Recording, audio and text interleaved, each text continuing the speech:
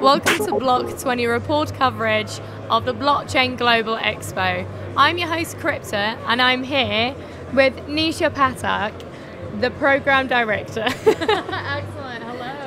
Hi, how's the expo for you so far? It's been great. We've gotten a lot of good traffic. There's been a lot of a mixture of attendees, from small businesses and entrepreneurs all the way up to larger businesses. But for us, you know, we love everything to do with startups and entrepreneurs, so that's kind of been where we've been focusing here.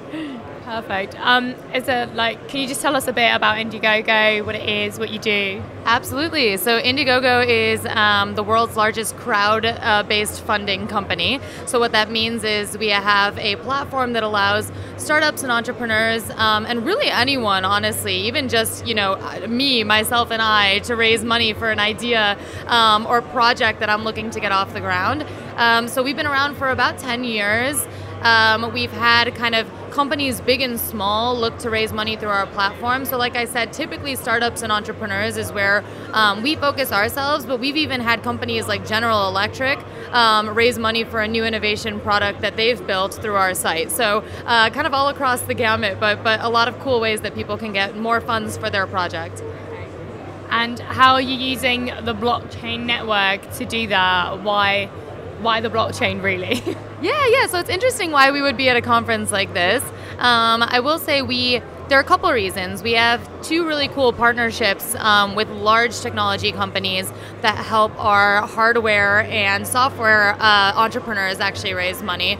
And more than just raise money, actually deliver their product to market. That's the key, right? So, you know, more than just having folks raise, you know, $1 million on our platform, it's in our interest also to make sure that they build and deliver what they actually say they're going to. So we've partnered with Arrow Electronics and IBM. Arrow Electronics is an expert really in hardware design, product design, and manufacturing. For our startups, they're critical in terms of actually getting their product ready to manufacture and deliver to market. IBM, on the other hand, obviously is a huge expert in the software and intelligence and analytics and AI space, right?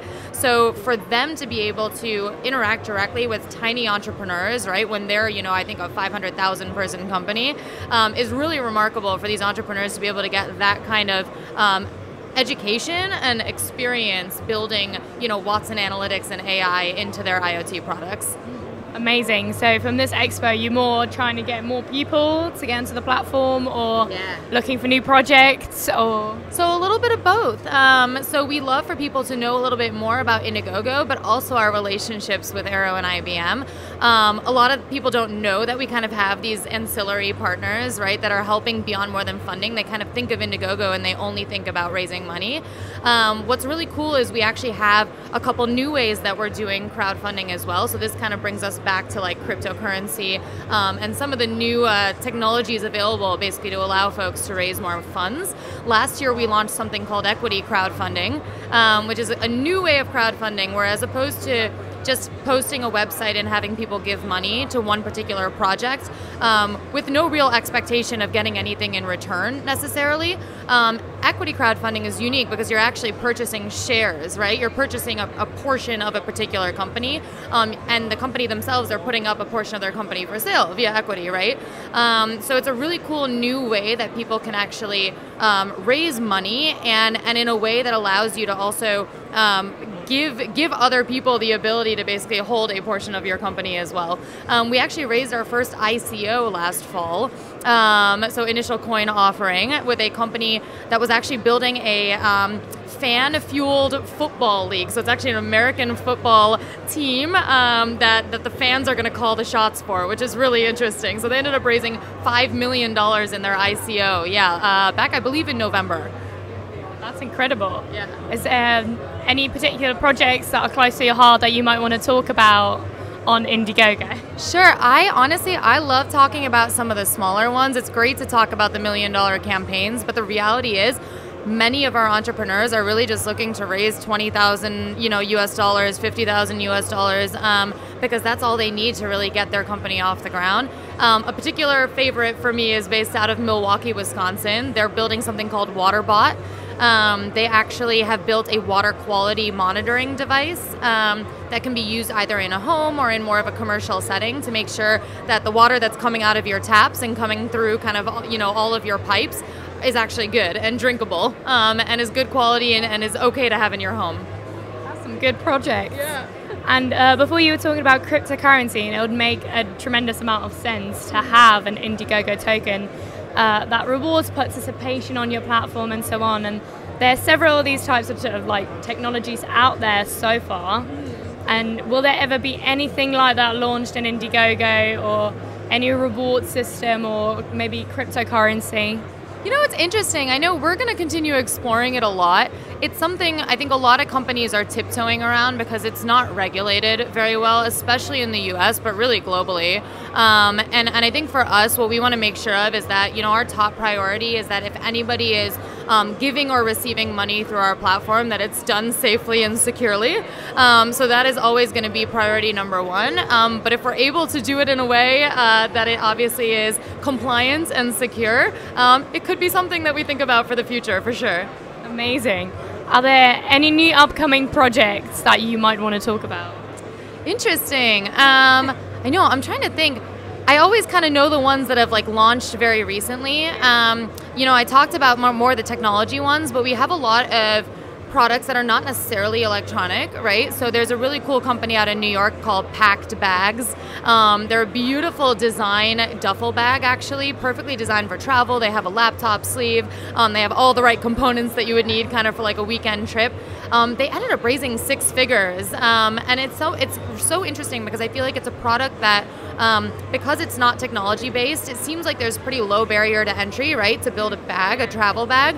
But I think there are cool examples like that where when a company does it right and they're marketing it to the right audience and it's just designed beautifully and works really, really well, that people are willing to kind of put their money where their mouth is, right? And be able to pay the $200 or however much it costs to hopefully receive that bag sometime in the future.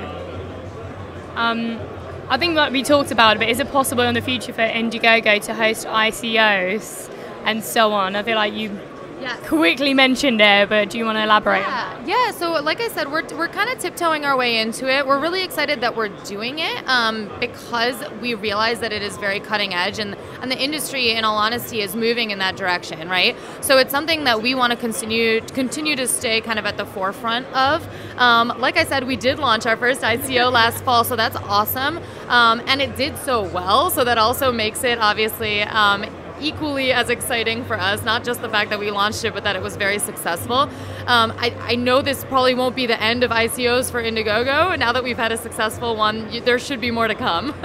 Perfect. And going back to cryptocurrencies as well, are you thinking about IndieGoGo ever, or do you have any plans of accepting cryptocurrencies for people who want to back their projects with cryptocurrency? Oh, or is that something you're looking into? You know, I could see it. It seems like a natural thing, right? For people to be able to give, we offer up more currencies than US dollars, right? So we offer people to be able to launch their campaigns and accept pounds and euros.